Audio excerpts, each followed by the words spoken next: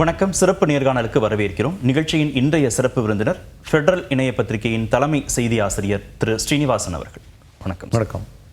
தமிழ்நாடு அரசியல் மும்முரமாக போயிட்டுருக்கு. திரு ஸ்டாலின் தரப்புலையும் திரு எடப்பாடி பழனிசாமி தரப்புலையும் பிரச்சாரத்தை தொடங்கிட்டாங்க. அதிமுக பாஜக கூட்டணி இடையே கூட்டணி ஆட்சி தொடர்பாக சில முரண்பாடுகள் வந்துட்டே இருக்கு. பாஜக தொடர்ந்து கூட்டணி ஆட்சி தான் அப்படின்னு சொல்வதும், அதிமுக தனி பெரும்பான்மையோடு அதிமுக ஆட்சி அமைக்கும் அப்படின்னு சொல்வதும் நடந்துட்டு இருக்கு. இந்த மோதலுடைய பின்னணி என்ன? எப்பவுமே தமிழ்நாடு அரசியலில் இருது அரசியல் தான் இருந்திருக்கு.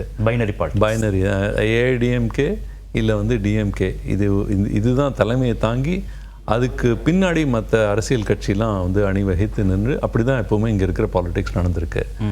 இப்போது முதல் முறை என்ன ஆகும்னா, ஒருவேளை என்டிஏ அப்படின்னு சொல்லி ஏதாவது அவங்க பவரில் வந்தானா இது ஒரு மிகப்பெரிய ஒரு மாறுதலாக இருக்கும். ஃபர்ஸ்ட் டைம் இன் தமிழ்நாடு படி ஆகும். அதனால் அதை அப்படி கொண்டு வரணுங்கிறது தான் பிஜேபியினுடைய நோக்கம்.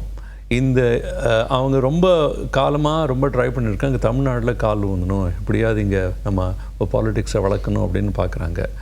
இப்போ அவங்களுக்கு தோன்றுறது, இப்போ ஒரு டிரான்சிஷனரி டைம் வந்துடுத்து, ஏடிஎம்கே மேலே நம்ம அவங்கள ஓவர் பவர் பண்ணணும் அப்படிங்கிற அவங்களுக்கு ஒரு நோக்கம் இப்போ வந்திருக்க மாதிரி, சரியான காலகட்டம் இதுன்னு அப்படின்னு அவங்களுக்கு நினைக்கிறாங்க. ஏன்னா இதுக்கு முன்னாடி நடந்த பார்லிமெண்ட் எலெக்ஷன் அப்படி ஒன்றும் பண்ண முடியல, அதில் அவங்களுக்கு தோல்வி தான் கிடச்சிது.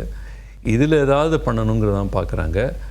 அதை எப்படி பண்ணுறதுங்கிறது தான் ரொம்ப வியூகமாக பிஜேபி யோஜனை பண்ணிக்கிட்டே இருக்குது. அதுக்கு ஒரு தடங்கள், ஒரு வேளை அண்ணாமலை இருந்தால், அண்ணாமலைக்கும் இப்போ எடப்பாடிக்கும் நிறைய மோதல் இருந்தது. அந்த மோதல்னால யார் வளர்றான்னு பார்த்தா இப்போவும் இருக்குது, வெளியிலிருந்தும் இருக்குது. ஆனால் அவர் இங்கே இந்த பாஜகனுடைய பிரதேஷ் பிரசிடெண்ட்டாக இருக்கச்சு கொஞ்சம் அதிகமாகவே இருந்தது. ஏன்னா ஆஃபிஷியலே அவர் இருக்கிறதுனால அந்த மோதல்னால என்ன ஆச்சுன்னா, யார் வளர்றான்னு பார்த்தா அண்ணாமலையும் வளர்ந்துட்டு இருந்தா அதனால். ஆனால் அதை விட பெரிய செல்வாக்கு எடப்பாடிக்கும் கிடச்சிட்டு இருந்தது. அது எடப்பாடி பாருங்கள், பாஜகவுக்கு முன்னாடி நிற்கிறார் அப்படிங்கிற ஒரு தோற்றமும் இருந்தது. அதையும் அவங்க சரி பண்ணுறதுக்காக அண்ணாமலையை சொல்லிட்டாங்க, நீங்கள் கொஞ்சம் நேரம் வெயிட் பண்ணுங்க அப்படின்ட்டு, காத்துருங்க அப்படின்ட்டு அதை சொல்லிவிட்டு இதை எப்படி இதை பார்க்கணும், எப்படி ஓட்டணும் அப்படின்னு பார்க்குறாங்க.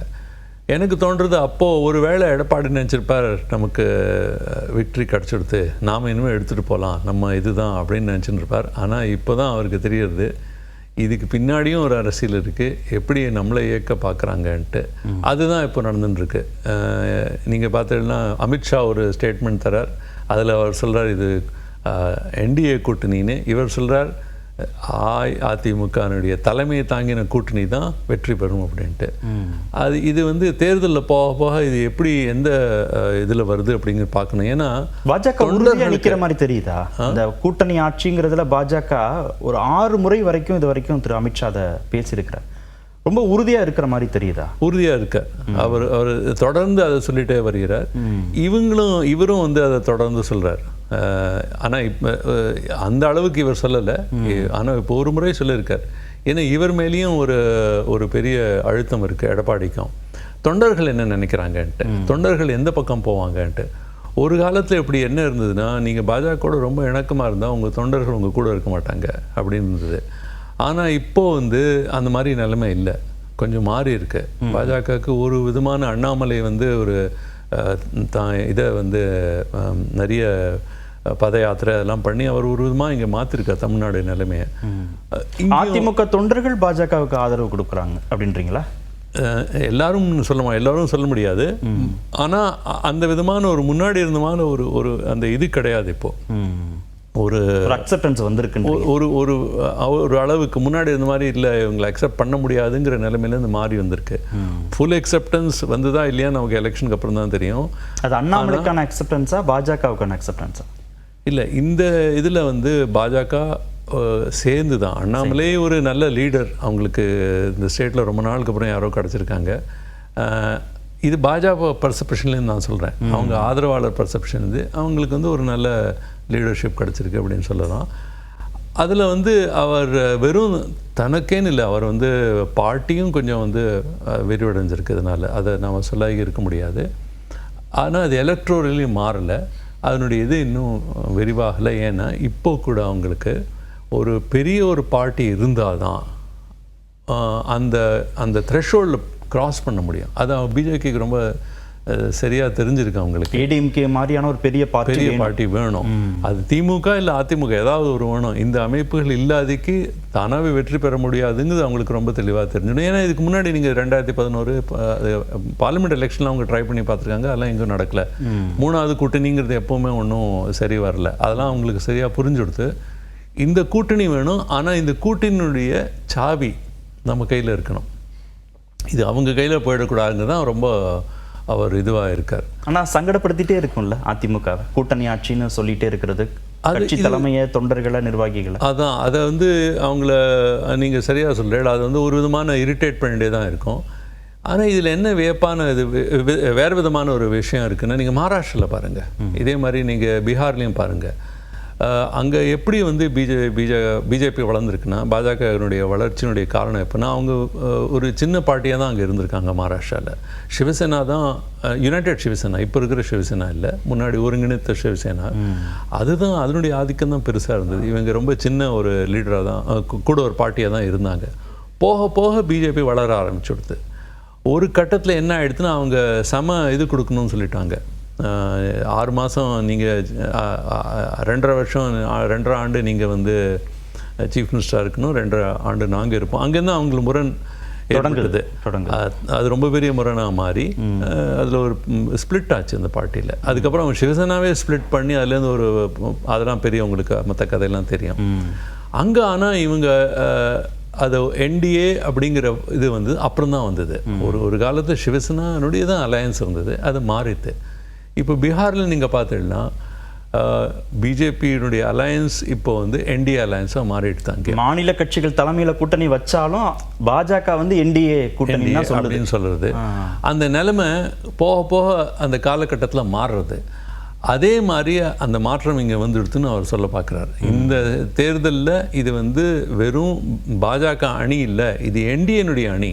அதுக்கு அமித்ஷா சொல்கிறக்குரிய ஒரு ஜஸ்டிஃபிகேஷன் என்னென்னா, ஒரு நேர்காணலில் சொல்கிறாரு, 2024 நாடாளுமன்ற தேர்தலில் நாங்கள் தனித்து தலைமையாக அமைச்ச கூட்டணி 18% வாங்கியிருக்கு அப்படின்னு சொல்கிறார். அதுதான் அந்த என்டிஏ கூட்டணின்னு ரொம்ப அழுத்தமாக பதிவு பண்ணுறதுக்கு அவருக்கு கிடைச்சிருக்கக்கூடிய ஒரு டூலாக அவர் அதை பயன்படுத்துகிறார், நம்புகிறார். அப்புறம் அதை முன்னோக்கி எப்படி எடுத்துகிட்டு போகணும் அப்படின்னு பார்க்குறார். அதை தவிர அவங்களுக்கு என்னென்னா, இப்போது பாஜக ஆட்சியில் வராட்டா கூட ஒரு என்டிஏ ஆட்சி தமிழ்நாட்டில் வந்துருங்கிற ஒரு நம்பிக்கை வரணுங்கிறதுக்காக அதை சொல்லி பார்க்குறாரு அவர். அதுவும் ஒரு நோக்கம். இது வந்து வெறும் என்டிஏ ஆட்சியில் நம்ம தோழமை கட்சிகள் கூட இருக்கிறவங்க பண்ணுறாங்கன்ட்டு. நீங்கள் பாருங்கள், இதே மாதிரியே ஒரு ஆந்திராலையும் அந்த நிலைமை தான். சந்திரபாபு நாயுடு தான் தலைமை தாங்குகிறார், பட் என்டிஏ அரசு அந்த அளவுக்கு நினச்ச மாதிரி அவங்களுக்கு வந்து ஒன்றும் அதனால பெரிய பயன் ஒன்றும் கிடைக்கல. இப்போ தான் முதல் முறை ஒரு கவர்னர் அப்பாயிண்ட் பண்ணியிருக்காங்க 2 நாள் முன்னாடி. இதுக்கு முன்னாடி அவங்க ஒன்றும் பெருசாக ஒன்றும் கொடுக்கல. இதே ஜனதாதள் யூக்கு வந்து அங்கே நிறைய கிடச்சிருக்கு, பீகாரில் நிறைய சலுகைலாம் நிறைய கிடச்சிருக்கு. அதனால இந்த என்டிஏ ஆட்சி விரிவாக்கணுங்கிறது, நீங்கள் என்டிஏ ஆட்சிக்குள்ளே நீங்கள் ஒரு இதுவாக இருங்க நீங்கள். ஆனால் இங்கே வந்து பெரிய கேள்வி என்னென்னா, எடப்பாடியை ஒருவேளை இவங்க அணி ஜெயித்து வந்ததுன்னா அவருக்கு சீஃப் மினிஸ்டர் போஸ்ட் கிடைக்குமா? இபிஎஸ்க்கு அது ஒரு கேள்வி. அது கூட அதிமுகவிலிருந்து ஒருவர் முதல்வராக வருவார்னா இவர் அமித்ஷா சொல்லியிருக்காரு. இபிஎஸ் தான் முதல்வருங்கிறதையும் உத்தரவாதப்படுத்தலை. அதை வந்து அது அவங்க பண்ணுவாங்க. ஏன்னா என்ன சொன்னாலும் அதிமுகவுக்கு தான் அதிக வாக்கு கிடைக்கும், அதிகம் சீட்டும் அவங்களுக்கு தான் கிடைக்கும் இந்த கூட்டணியிலேயே. அது வந்து ஏன்னா பெரிய பார்ட்டி, அது தமிழ்நாட்டிலே பெரிய பார்ட்டியே தான். ஆனால் இது வரைக்கும் நீங்கள் பார்த்தீங்கன்னா மற்ற பிரதேசத்தில் எப்படி நடந்ததோ அதே மாதிரி இங்கே நடக்குமாங்கிறது தான் ஒரு பெரிய கேள்வி. ஆனால் வழக்கத்துக்கு மாறாக பாஜக கூட்டணி ஆட்சிங்கிறத மீண்டும் மீண்டும் சொல்லிகிட்டே இருக்கிறாங்க. பாமக வரணும் அப்படின்னு அழைக்கிறார் இபிஎஸ். உடனே அன்புமணி வந்து நாங்களும் ஆட்சி அதிகாரத்தில் பங்கு பெறுவோம் அப்படின்னு சொல்கிறாரு. ஜிகே வாசன் மறைமுகமாக கோடிட்டு காட்டுறாரு. புதிய தமிழகம் கிருஷ்ணசாமி இன்னும் கூட்டணி தொடர்பான முடிவு எடுக்கலை, ஆனால் நாங்கள் இந்த முறை அதிகாரத்தில் பங்கு கேட்போம் அப்படின்னு சொல்கிறாங்க. இப்போ எல்லோருமே ஒருமித்த குரலில் பேசுகிற மாதிரி தெரியுது, கூட்டணி ஆட்சி அப்படின்றத அழுத்தம் கொடுக்குற மாதிரி தெரியுது. அது ரெண்டு விதமாக பார்க்கலாம். இது பாஜக பின்னாலிருந்து ஒரு அழுத்தம் கொடுக்க வைக்கிறதா, பாஜகவின் குரலாக இவங்க வந்து பேசுகிறாங்களா, இல்லை தானாகவே அவங்களுக்கு வந்து ஒரு ஊக்கம் கிடச்சிருக்கா, இந்த மாதிரி வந்து நாமளும் இப்படி பேசணுங்கிறது. இதுக்கு முன்னாடி நீங்கள் பார்த்தீங்கன்னா எப்போவுமே தமிழகத்தில் நடக்கிற எல்லா அலையன்ஸ்லையுமே டாமினன்ட் பார்ட்டி தான் எல்லாத்தையுமே டிசைட் பண்ணிருக்கு. நீங்கள் ஜெயலலிதா எத்தனை இடங்க அதெல்லாம் அப்புறம் ஒத்தரையுமே அரசில் சேர்க்கலை. அது திமுகவும் சேர்க்கல, அஇஅதிமுகவும் சேர்க்கல. நீங்கள் பார்த்தீங்கன்னா நீங்கள் இவர் அலையன்ஸில் நம்ம இவர் ஜெயிச்சார், ஜெயலலிதானுடைய அலையன்ஸில் விஜயகாந்த் செகண்ட் பிகஸ்ட் பார்ட்டியாக வந்தார். அவர் ஏடிஎம்கேக்கு அப்புறம் செகண்ட் பிகஸ்ட் பார்ட்டியாக வந்தார். அந்த அலையன்ஸ் ஜெயிச்சது. ஆனால் பெரும்பான்மை ஜெயலலிதாக்கு தன்னாலே பார்ட்டியாலே கிடச்சதுனால அவங்கள வந்து அவர் ஆப்போசிஷன் லீடர் ஆக்கிட்டார். அந்த மாதிரி ஒரு நிலைமையாக வந்திருக்கு. ஆனால் ஒருபோதும் அரசில் அவங்களுக்கு பங்கு கொடுக்கல. இல்லை, திமுகவுக்கு பெரும்பான்மை கிடைக்காத நிலையிலையும் அவங்க காங்கிரஸை வந்து அமைச்சரவையில் பங்கெடுத்துக்க அவங்க அனுமதிக்கல. அதே மாதிரியே திமுகவும் நீங்கள் பாருங்கள், விசிக்கே இப்போ அந்த குரல் எழுப்பி வருது, இந்த மாதிரி எங்களுக்கு வந்து ஒரு இது வேணும்ன்ட்டு. லெஃப்ட் பார்ட்டியும் சொல்கிறாங்க எங்களுக்கும் அரசில் பங்கு வேணுன்ட்டு. ஆனால் திமுக அதை பற்றி ஒன்றும் சொல்கிறதில்ல. ஏன்னா இதுதான் ரெண்டு கட்சியும் அப்படி தான் ஒரு இங்கே இந்த கட்டமைப்பு தான் தமிழ்நாட்டில் எப்பவுமே இருந்திருக்கு. திமுக அதிமுக இந்த ரெண்டு துருவங்களும். ஆனால் தான் அரசில் இருக்கணும், உங்கள் சப்போர்ட் வேணும், ஆனால் அரசில் உங்களுக்கு பங்கு கிடையாது தான் இருந்தது. இந்த பிஜேபியினுடைய பின்னாடியிலேருந்து அவங்களுக்கு ஒரு தூண்டுதலாக இருந்தால் கூட, அவங்க தூண்டினா கூட, இது வந்து அவங்களுக்கு ஒரு வாய்ப்பு கொடுக்கறது, அந்த குரல் கொடுக்கறதுக்கு. இது வந்து திமுகவில் இருக்கிற அலையன்ஸ் பார்ட்னர்ஸ்க்கும் அது ஒரு இது. அவங்களும் இப்போ பேச திமுக கூட்டணி கட்சிகளின் குரலை விட அதிமுகவோட கூட்டணி கட்சிகளின் குரல் வந்து கொஞ்சம் ஓங்கி ஒலிக்கிறது. ஏன்னா நீங்கள் சொன்ன மாதிரியே நம்ம ஊகம் பண்ணலாம், அதுக்கு பின்னாடி ஏதாவது இது இருக்கோ. இந்த நாட்டுக்குள்ள அண்ணாமலை எங்கேயோ பொசிஷன் பண்ண வேண்டிய தேவை இருக்கா? இந்த கூட்டணி ஆட்சி அதிகாரத்தில் பங்கு, அவர் தலைமை பொறுப்பிலிருந்து வெளியே வந்தது, இதற்கு பின்பாக அண்ணாமலைக்கு ஒரு பெரிய ரோல் இருக்கிறதா நம்ம பார்க்கணுமா இன் ஃபியூச்சர்? அண்ணாமலையை அவங்க வந்து மிக சிறந்த இதுவாக யூஸ் பண்ணுறாங்க. பிஜேபி யூஸ் பண்ணுறாங்கிறத விட என்ன சொல்லணும்னா, அண்ணாமலை புரிஞ்சுண்டு செயல்படுகிறார். நீங்கள் பார்த்தீங்கன்னா இவ்வளவு சமரசத்திற்கு தயாராயிருக்கானா, அதுக்கு அவர் வேற ஏதோ ஒரு ப்ராமிஸ் கொடுக்கப்பட்டதன் அடிப்படையில் தான், அதனால தான் நடக்கிறது. ஏன்னா நீங்கள் நம்ம தேச அளவில் பார்த்துடலாம், டெல்லியில் எங்கே போய் நான் இது எப்போல்லாம் டெல்லி போவேனோ அப்போ என்ன கேட்பாங்கன்னா, தமிழ்நாட்டில் பிஜேபி மிகப்பெரிய ஒரு லீடர் எமர்ஜ் ஆகிறார், அது யார் அப்படின்னு கேட்டால் நான் அண்ணாமலை அப்படிம்பாங்க. அவங்களுக்கு என்ன தோணித்துன்னா, அண்ணாமலை வந்து வருங்கால பிரைம் மினிஸ்டராக கூட ஆகலாம், அந்த மாதிரி ஒரு தோற்றுறாங்க. உங்களுக்கு மிக வியப்பாக இருக்கும் இப்படிலாம் பேசுகிறாங்களான்ட்டு. அவங்களுக்கு என்ன தோணித்துன்னா, அண்ணாமலை அவ்வளோ பெரிய ஆளுமை, அடுத்த எலெக்ஷன் தமிழ்நாட்டில் வந்தது அண்ணாமலை தான் அதை ஜெயிக்க போகிறாங்கிற அளவுக்கு அவங்க யோசனை பண்ணாங்க. ஆனால் தேஜஸ்வி சூர்யா, தேவேந்திர ஃபட்னாவிஸ் அப்படின்னு சில பேர் அங்கேயும் பேசப்பட்டாங்க தானே, பேசப்பட்டாங்க. ஆனால் தமிழ்நாடுன்னு வரைச்சேன். ஏன்னா தமிழ்நாடு பற்றி அதிகம் அங்கே வந்து தெரியாது. அங்கே வந்து வடநாட்டில் தமிழ்நாடை பற்றி அரசியல் ரொம்ப அதிகம் எல்லாரும் படிக்கிறது இல்லை. இந்த வடநாட்டுக்காரெல்லாம் இதான் நினச்சாங்க, அண்ணாமலை ரொம்ப பெரிய ஒரு இதுவாக வந்துட்டாங்க, அவர் அரசியலையே மாற்றி அமைக்க போகிறார், எல்லாமே பண்ண போகிறார் அப்படின்ட்டு தான் அங்கே ஒரு தோற்றம் வந்தது. அப்புறம் மோடிக்கு மிக நெருக்கமாகவும் அமித்ஷாவுக்கும் அருகையாகவும் தான் இருந்திருக்கார் அவர். அதனால் அவரை வந்து டாக்டிக்கலி அவரை வந்து வித்ட்ரா பண்ணியிருக்காங்க. அது நான் அது முன்னாடிலேருந்து சொல்லிட்டு இருக்கேன், அண்ணாமலை வந்து நகர்த்தப்படவில்லை, tactically he has been shifted. பொறுத்துருங்க. இதுதான் பிஜேபி டீலுக்காக அவர் வெயிட் பண்ணுறாரு. பிஜேபிக்குள்ளே இருக்கிற ஒரு அந்த கட்டமைப்புக்குள்ளே இருக்கிற ஒரு டிசிப்ளினை தான். இதே வந்து வேறு ஏதாவது ஒரு பார்ட்டியில், இதே காங்கிரஸ் இதுனா இது வரைக்கும் ஒரு டிசிடெண்ட்டாக மாறி இருப்பார், இல்லை வேறு ஏதாவது ஆகிருக்கு. ஆனால் இங்கே அப்படி இல்லை. இப்போ பாருங்கள், அவர் குரலை யூஸ் எப்படி ஆகுதுன்னா, எடப்பாடி ஏதாவது சொன்னார், அதுக்கு ஒரு ஸ்டேட்மெண்ட் இவரும் கொடுக்குறார், அண்ணாமலையும் இன்றைக்கே வந்து அவர் வந்து காங்கிரஸுக்கும் ஒரு அட்வைஸ் கொடுத்துருக்காரு. நீங்கள் என்ன திமுகவோட இருக்கீள், காமராஜரை பற்றி இப்படி பேசுகிறாங்க, திருச்சி சிவா அப்படி பேசியிருக்காரு, அந்த பார்ட்டிக்குள்ளே நீங்கள் இருக்கக்கூடாது, இங்கே வெளியில் வாங்க அப்படின்னு சொல்கிறார். அவர் வந்து தன்னை பொசிஷன் பண்ணிக்கிறார். அவர் வந்து ஒரு நான் தமிழ்நாடு பாலிடிக்ஸை விட்டு விலகி போயிடல.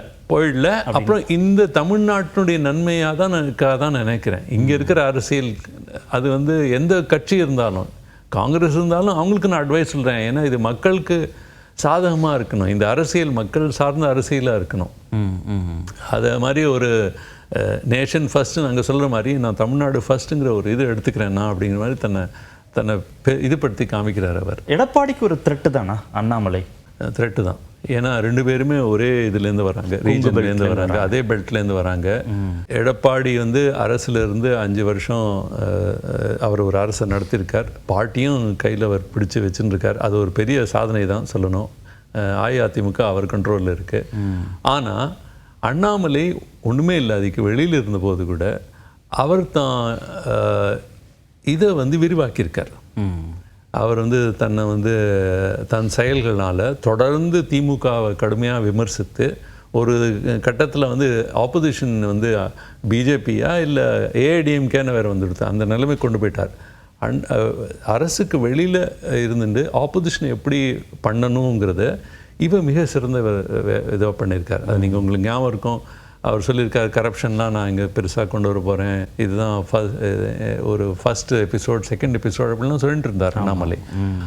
அதுவும் ஒரு காலகட்டத்தில் நீங்கள் பார்த்த பாஜகவில் இருக்கிற பாஜக வந்து தன்னை வந்து அண்ணாமலையினால் நாம தான் வந்து பெரிய ஆப்போசிஷனாக இருக்கும் டிஎம்கேங்கிற ஒரு தோற்றமே ஒரு உண்டாக்கினார் அவர். அதை நாம் சொல்ல வேண்டியது தான். வாக்கு பரிமாற்றத்துக்கு இது உதவுமா? அண்ணாமலை கொஞ்சம் அப்பர் ஹேண்ட் எடுத்து பேசுகிறதும், பாஜக தொடர்ந்து கூட்டணி ஆட்சின்னு பேசிட்டு இருக்கிறதும் களத்தில் அதிமுக பாஜக இடையே வாக்கு பரிமாற்றத்திற்கு உதவி செய்யுமா? பாஜகனால நமக்கு ஏதோ ஒரு ஆபத்தோ, திரு அண்ணாமலையினால் திரு இபிஎஸ்க்கு ஏதோ ஒரு ஆபத்து வந்துடுமோன்னு ஒரு அச்சம் அதிமுக தொண்டர்கள் மனதில் வந்துடுச்சுன்னா வாக்களிக்கிறத கொஞ்சம் தடுமாற்றம் இருக்கும்ல? அதுதான் ஒரு பெரிய சிக்கல்.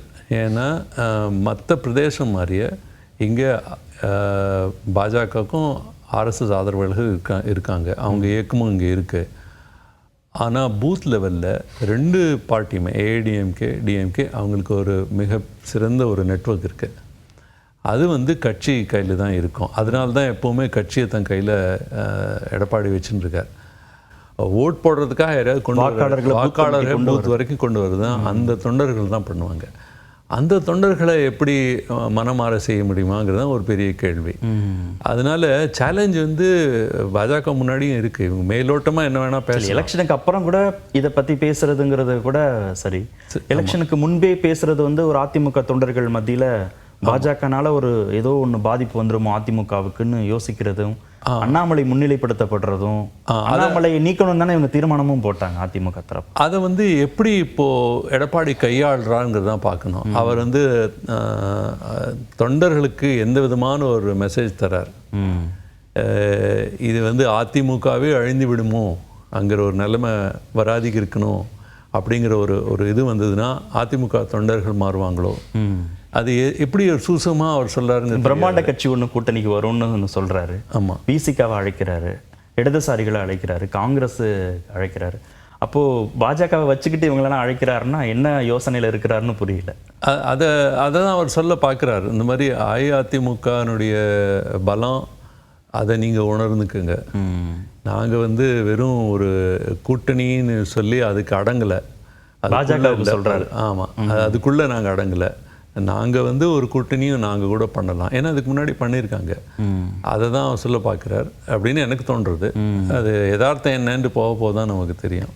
நன்றி நிகழ்ச்சியில் பங்கேற்று. நன்றி. மீண்டும் சந்திப்போம். நன்றி, வணக்கம்.